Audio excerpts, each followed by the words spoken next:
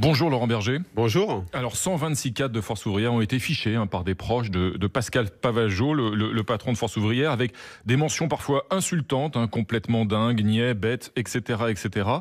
Pensez-vous aujourd'hui, Laurent Berger, que Pascal Pavageau peut rester à la tête de Force ouvrière ?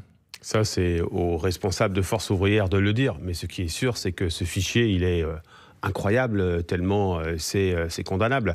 On le fait dans les entreprises. Lorsque les entreprises s'amusent, entre guillemets, à faire ce style de fichier, on les poursuit, on les condamne.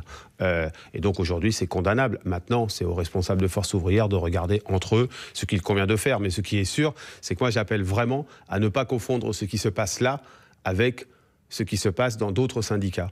Je fais attention à ce qu'on n'ait pas une forme d'amalgame qui soit fait. Il y a une pratique qui est condamnable, qui est faite à Force ouvrière. Ce n'est pas le cas à la CFDT. Ce type de pratique n'existe pas à la CFDT. Il n'existe pas à la CFDT, il n'existe pas à la Confédération, il n'existe pas de ma part. Et si un quelconque responsable s'amusait à avoir ce style de pratique, il serait lourdement sanctionné.